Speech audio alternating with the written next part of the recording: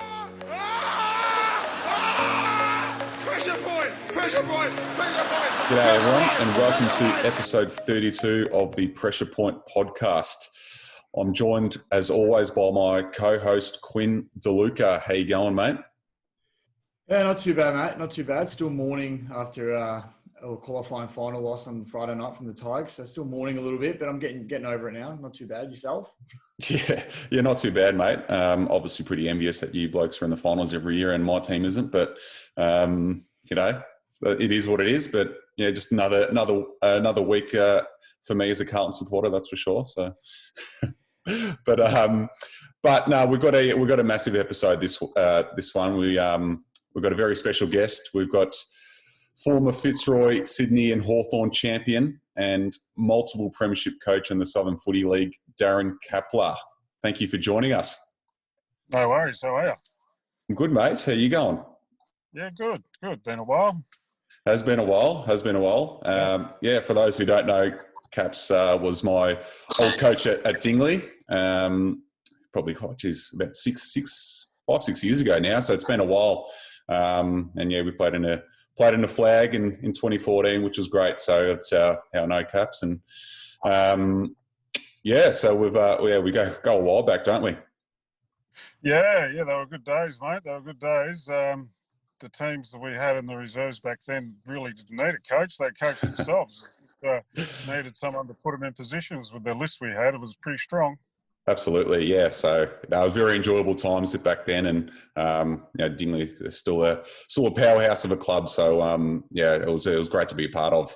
But we'll start with you, mate. We'll strip it right back. We'll go back to your early footy days and your junior stages, and where did it all start for you? Marcus, I'm a South Australian. You may or may not know. So I started as every kid started, very young. I think I was starting playing in my brother's under-9 team when I was about 6 or 7. So, it started back then, and you go through the ranks. And in those days, just like the old VFL, the Sandful had zones where they picked their players up from, and I was zoned to South Adelaide. So they had their under-17s and under-19s competition. So so I got sort of scouted or picked up by them because I was in their zone. I was a massive Port Adelaide supporter as a kid. Saw the 79-80, 81 grand final wins when I was, sort of like 14, 15, 16. Just went through the ranks. Mainly played in the under-19s at South Adelaide. I made the Till Cup, the South Australian Till Cup team, which is now the under-18 national championship competition. So as I said, obviously under-17s, I was up in Queensland. We played the Vics off in the grand final and lost, unfortunately. But there were some big names in the Vic team, led by Paul Salmon. I think 14 players from that Victorian team went on to play VFL, and in the South Australian team, I think it was about 5 or 6 went on to play VFL/AFL. So that's where it pretty much all started. Was very young, like everyone does, and then just moved through the ranks, and zoned to South Adelaide. Yeah, perfect. And then, so you're South Australian, then you obviously got picked up in the late 80s into what was the VFL back then, and you picked up by Fitzroy. So run us through the process of getting picked up by them. It was still the zone system back then too, wasn't it? It was the last year they had Form 4s, which means they had the zone situation, but they had 4 you could go out and chase 4 people outside of your zone. And that was basically for interstate players. So it was about late in 1986. The first draft was in late 1986. And Fitzroy had one of these last forms left, this Form 4. So Arthur Wilson, the football manager at the time, and David Parkin came over to see me in Adelaide and said, they wanted to use this form on me so you could bypass the draft. So I decided, because they finished third in 1986, I decided to go to Fitzroy. There was obviously interest from other clubs for me to go into the draft.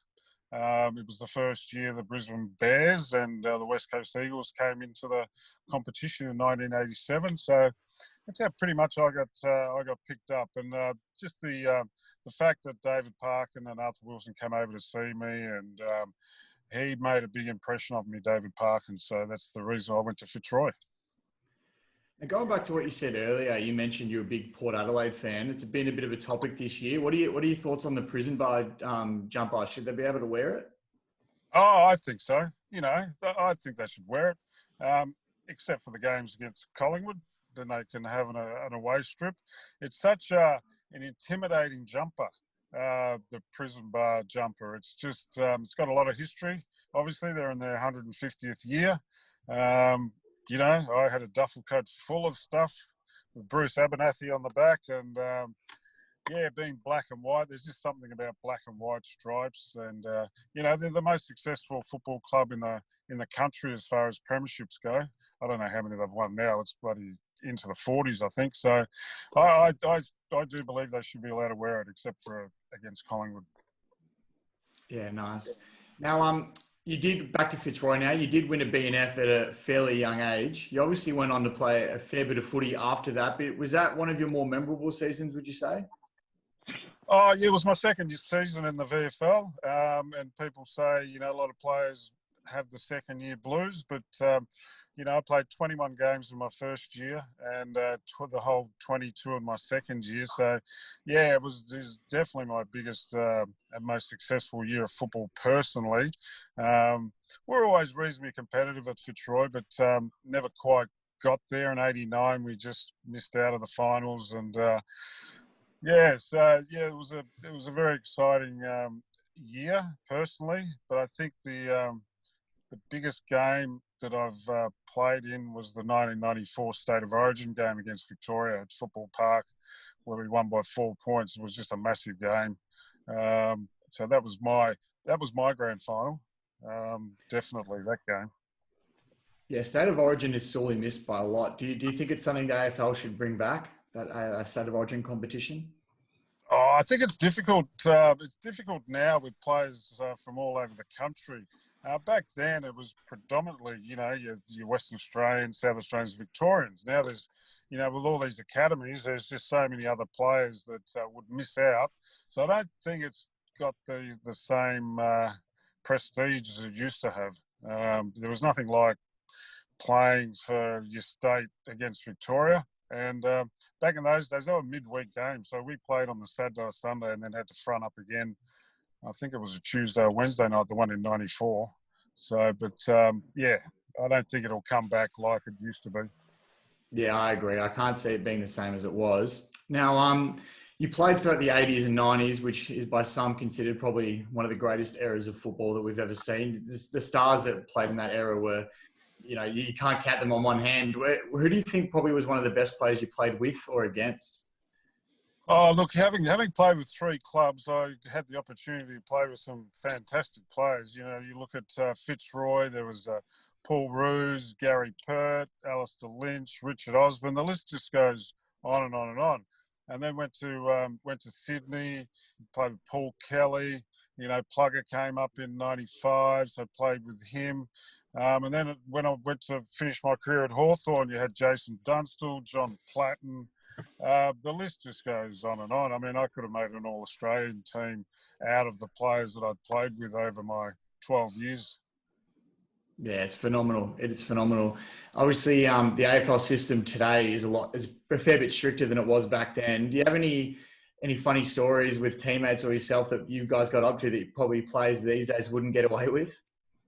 Oh, it's just like back in the 80s and 90s, it was just the culture. I mean, you'd go out and you'd play hard on the field and you'd play hard off the field.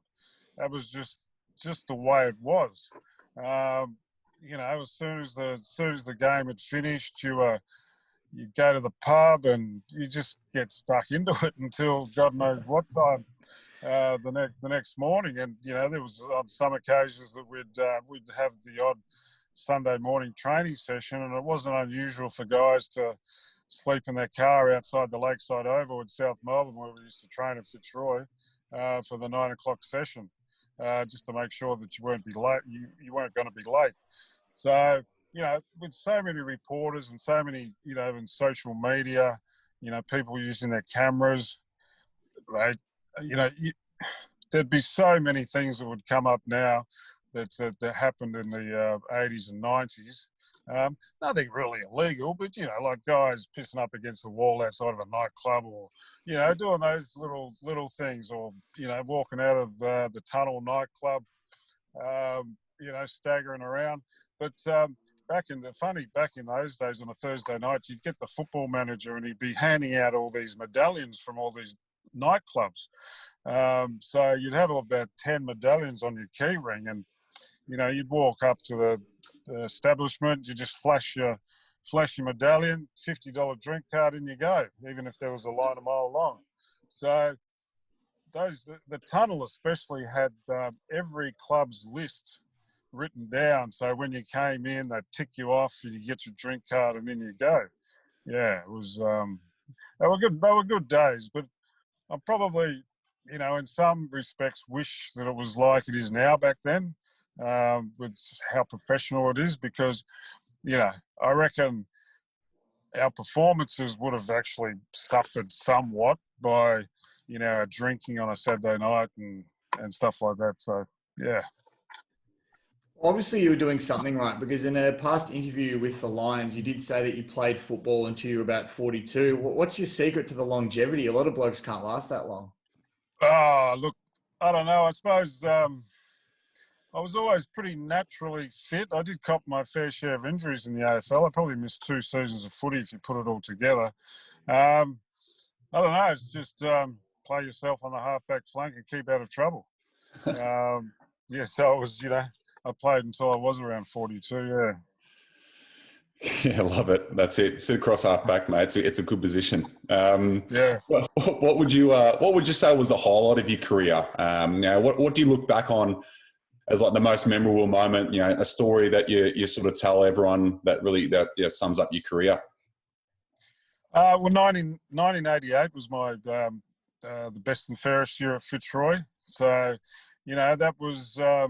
that was a really good season. And I remember one statement from the West Coast Eagles coach, might not have been in 88. I can't remember who was coaching him in 88, but he did say on the radio that the entrance money was worth seeing the duel between Dean Kemp and myself on the wing. So I thought that was a pretty good and proud statement for someone to say about you. And also John Worsfold. This is funny. He could have killed me. He had me just stone cold on the wing there, and he looked at me and he said, "Anyone else, and I would have fucking killed you." Sorry to swear. I would have killed you. So so I think that's just a little bit of respect. Yeah, that's great. And, just on Woosha, what was it like playing against him? He was a pretty tough player? Oh, yeah. I mean, back in the 80s and 90s, everyone. There were a lot of tough footballers. And, I played on Dipper quite a few times. And, you line up on someone on the wing like Dipper and you had them the whole day. There was no rotations. The only reason you came off the ground is if you were doing no good. Woosha was he was tough. Hard, yeah. So I'm glad he didn't run through me that day. And speaking of grounds as well, so what about your favourite ground to play at? Obviously, back then there were a lot more grounds being used than there is now. Teams had proper home grounds back then. So was there a particular ground that you played your best footy at, or a crowd that you preferred to play in front of? Yeah, I think Princes Park. At Carlton, that was Fitzroy's home ground. Back when I was playing, that was it wasn't too small, wasn't too big. I really liked playing there. Back in those days, the grounds weren't in the same condition they are now. With the centre square used to get pretty muddy at most grounds, but that ground held up reasonably well. So I did like that. When I got to Hawthorn, were at Waverley Park, so just the open, the big, massive ground at Waverley. Someone with a bit of leg speed like myself was a good ground to play at. Yeah, for sure. And just touching on Hawthorn, so you obviously finished your career at Hawthorn as well in 98. How was the game then compared to when you first started? I know it was not a massive gap in time, but it was in terms of the way the game was tracking. Was the game just already starting to really speed up a lot towards those late 90s, like those late 90 days? Yeah, it was. It definitely was. It was the rotation started to come in then, and also there was a training session in the afternoon. I think that in 98 it started to get to that semi-professional stage. So there was one session at about 1 o'clock on a Thursday, I think. But yeah, the game was definitely changing. It was just starting to change. So nothing like it is today. The tactics started to come into it a little bit because there really wasn't a lot of tactics in the footy back then. It was just get the ball and use it as best you can. There was no kicking sideways, backwards. So, yes, it was starting to change, but nowhere near what it is now. Yeah, and just touching on that Hawthorn team again. Obviously, you played with the great Jason Dunstall. What was it like? Feeding him the ball inside 50. Was he easy to kick to? Oh God, yeah. Oh, I've said all along that I got more pleasure out of kicking it to a Dunstall or a Plugger than actually kicking the goal myself.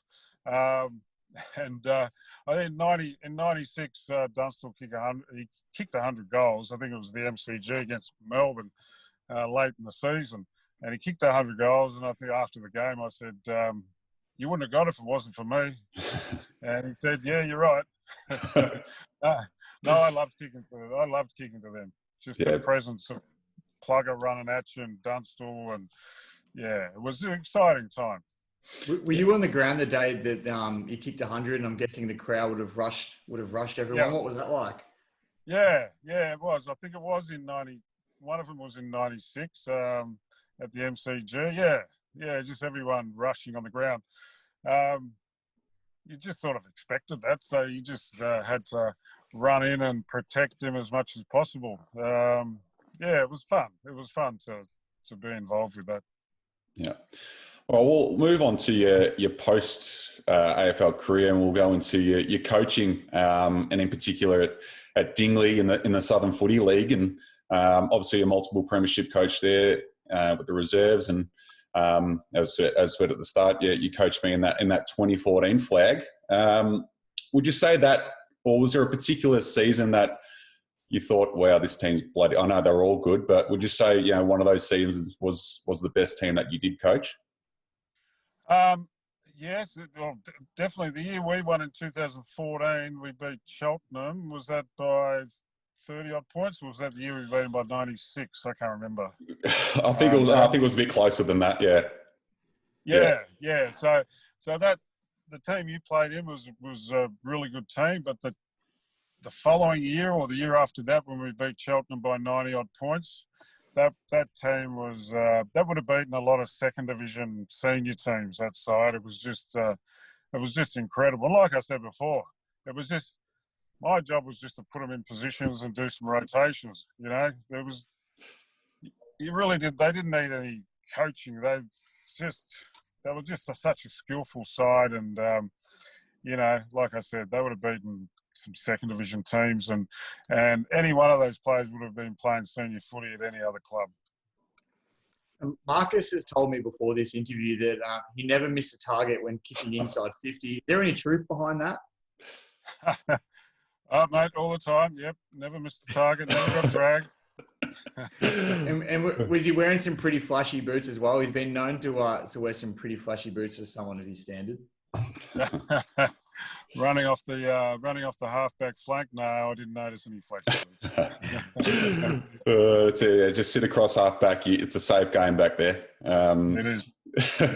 But so obviously, you moved into coaching after footy. Is that that the plan now, just to stay on as a coach and to keep doing that? I don't think I'll be. I was going to help out Danny Aids at Dingley season just gone, but because of what happened, that's obviously not going to happen now. So I've sort of decided to give it a rest for 12 months and see where I'm at because of the lockdown. I don't want to be tied up next season.